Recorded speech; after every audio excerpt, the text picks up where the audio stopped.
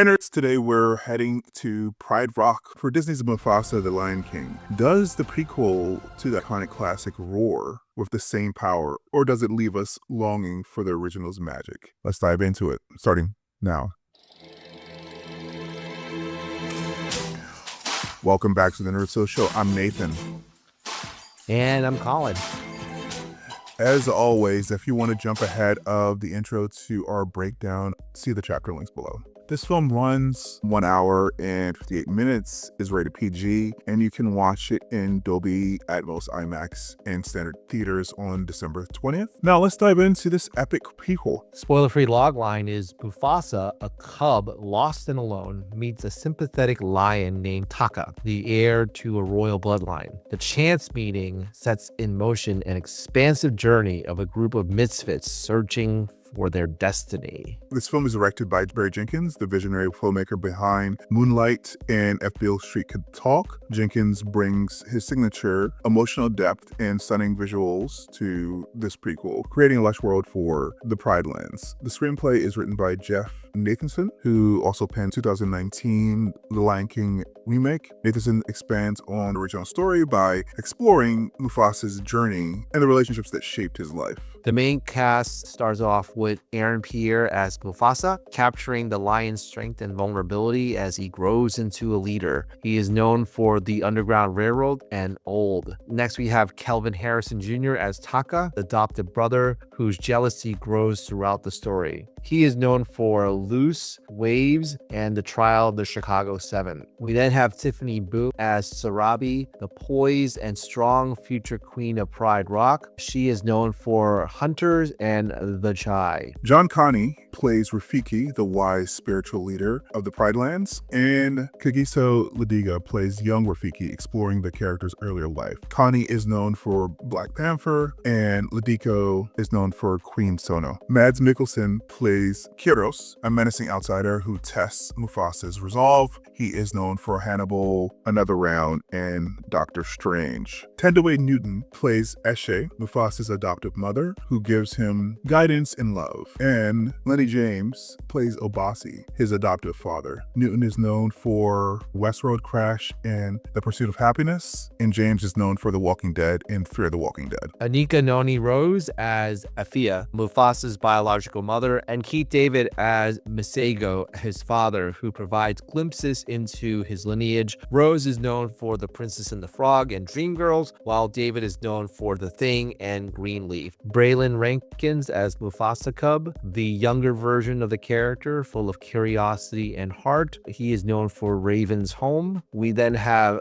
Theo Samulu as Taka Cub, the youthful version of the future antagonist. He is known for his stage work in the Lion King musical. Donald Glover plays Simba, the future king, and Beyonce Knowles plays Nala, Simba's mate and queen. Glover is known for Community in Atlanta, and while Beyonce is known for Dreamgirls and her iconic musical career. Preston Nyman plays a young Zazu, the ever-efficient, logical anchor of Pride Rock, known for A Small Light and Crooked House. Faleke Olawako Yiku plays Amara, a striking outsider lioness with white coat, and Jonah Jones plays Kua, another outsider lioness. Although Wafo Yuko is known for Bob Hart's Albashola, and Jones is known for her Broadway work in Hamilton. Seth Rogen reprises his role as Pumbaa, and Billy Eichner reprises his role as Timon, the comedic duo who bring levity to the story. Rogen is known for Superbad and Knocked Up, while Eichner is known for Billy on the Street in Parks and Recreation. All right, let's start analyzing this film. So Colin, what were your spoiler-free thoughts about this prequel? Let's get this out of the way. It's not as good as the 1994 animated movie. This is a timeless classic that all people have enjoyed throughout these 30 years in which it was in existence. The storyline setup is okay, borrows a lot from the prequel-sequel model of something like Godfather Part 2. I did not watch the 2019 Lion King version because why mess with a classic? It just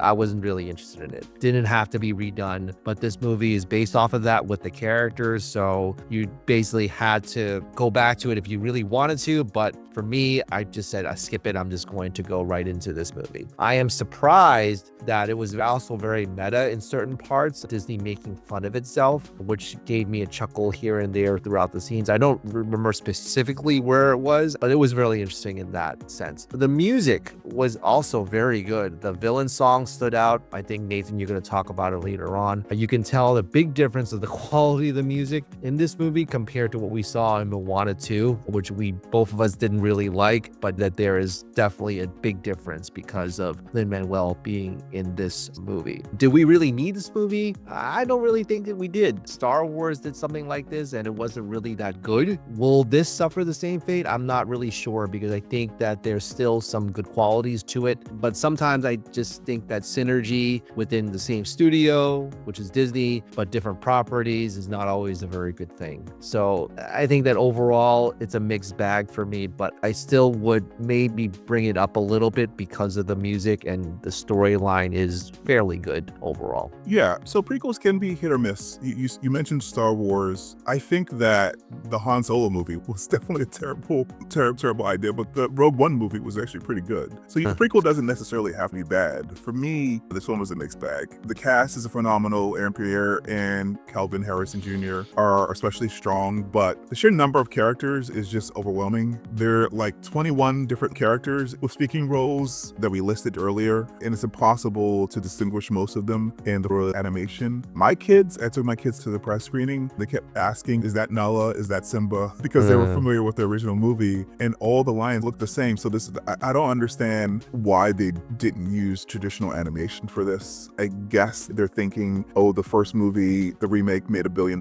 so that we're going to keep that animation. But the first one made $1 billion based upon nostalgia for the first movie. You can't have almost a dozen different lions that look very similar on screen. I think Taka and Mufasa are the easiest to distinguish, but when you get to the adult females and the adult males, they all mix together, unless it's Krios, who's also white colored. That said, the animation is gorgeous, showcasing lush East African landscapes, icy mountains, and more. But like I said, the photorealism undermines emotional expression, making the story feel hollow despite the grand visuals. Lin-Manuel Miranda's music, it has some highlights, like the villain song Bye Bye. It's still in my head, and I watched this on Monday. It's funny because in Moana, the villain song was probably the one that stood out to me as well. So the villains, if you get a good villain song, it definitely can stick in your head. So yeah, Bye Bye. But also, unlike the Moana soundtrack, there are other ones that I also liked as well. I always wanted a brother. But the bloated story weighs everything down. This prequel is overstuffed. Unnecessary subplots for nearly every character, stretching the 2-hour runtime to feel like it was 3 hours. I actually thought I was in the theater for 3 hours. The framing device of intercutting between Mufasa's story and back to Rafiki's telling of the story is super distracting. It cuts up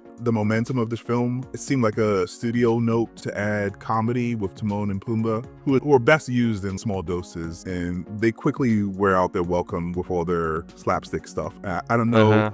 I guess the studio note was that we need more levity because Mufasa's story, without the Timon and Pumbaa stuff, he doesn't have any quirky characters in his background. I think they probably should have just added some quirky characters in his story, and we didn't even need the framing device, and we didn't need Ansei or Boo Ivy or Donald Glover. We didn't need anything during Simba's rule. It would have been better if it was just a straightforward story, so it wasn't so much intercutting. But also, like I said, they didn't need to give an origin story to every single character. Not only do we get origin stories to every single character, we get origin stories geographical places as well, which is ridiculous. Ultimately, while Mufasa the Lion King doesn't tarnish the original, it fails to recapture its magic. Also, Disney's reliance on animals to voice Black actors sidesteps opportunities to tell human stories from African cultures with the same effort they've given to films like Moana or Lilo and Stitch. I think there's a lot of African folklore stuff in this movie, which is great, but similar to the Black Panther movie, and more excusable in the Black Panther movie because Wakanda is supposed to be like prototypical Africa. You can make an argument that all those cultures came from Wakanda. But if you're going to tell like fairy tale stories, mishmashing things from South Africa, East Africa, and West Africa together, if all those cultures are the same, is a disservice to those cultures. And also making everyone animals like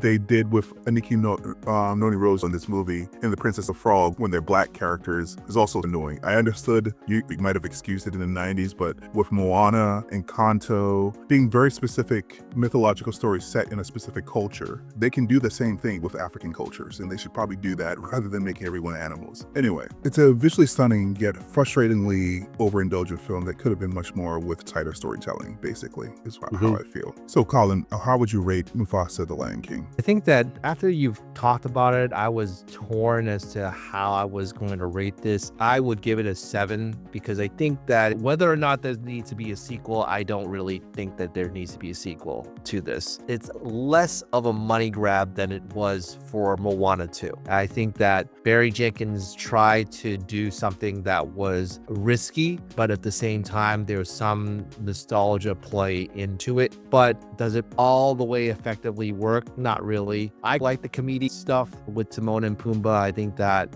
it gives them something to do in the whole story. I think Rafiki's story was cool too, but is it necessary? No. So that's why my rating is a 7. For me, actually, I think you liked Moana 2 more than I did. We both didn't like the music. I think the music in this one is actually better because they had Lin-Manuel, but I didn't like this movie better. I would rather watch Moana 2 again. I would give this a game night or 5 on our scale. I think that this movie exists only because the first one made $1 billion. It exists in this form anyway. I think that you had something here that could have been interesting, probably definitely more interesting than what the story was in Moana 2, but it's overstuffed. We were talking earlier about Star Wars, comparing Rogue One to Solo, and there's a very infamous point in Solo where you figure out why Solo was named Solo, and this seems like this entire movie, basically. How do you get that star? How did that geographical feature get like that? What was the origin story of Rafiki? What was the origin story of Zazu? What was the origin story?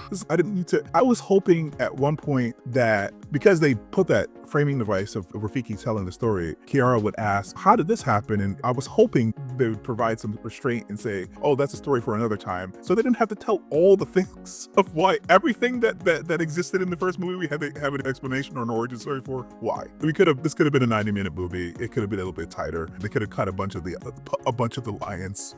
It would have been better. It is visually breathtaking and boasts great performances, as I said, but it's bogged down by an overstuffed story and indistinguishable characters. Fine for a casual watch, but far from the emotional triumph of the original. Do you have any final thoughts about the film? I think that there was some emotional content here that I felt in the movie, but of course it doesn't compare to the 1994 animated version. That's just a timeless classic. You can't compare to that. With the songs and also just the fact that his growth throughout the film, you just can't compare to that. So they tried to do it again with Mufasa, but it doesn't go all the way to having that type of emotion involved. I think that when I was comparing it to the second point that I make, and the final point, is that I compared to Star Wars as much more that Mufasa is like Darth Vader.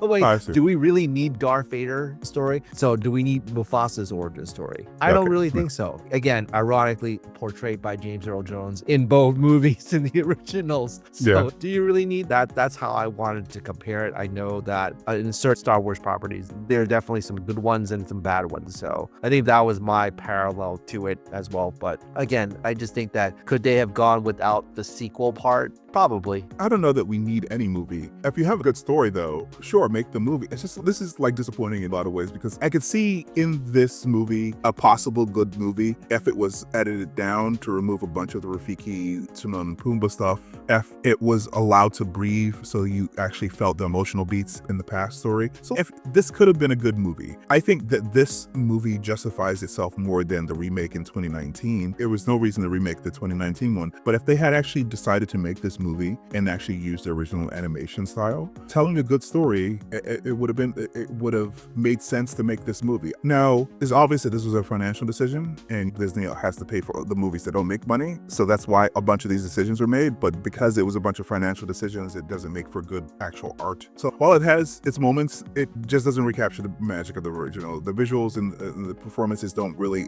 help it get over the deficiencies in this film. It's perhaps the worst case scenario for studio-driven driven movie making. I know that the Timon and Pumbaa thing was a studio note. I know the fact that they even made this movie the same animation style was a studio note, because the first one made $1 billion and they want to make money. And I think you can make money and actually make good movies. Disney has done that traditionally, but I feel like this, at the end of the year, we saw two different movies that were basically money grabs. This one and also Moana.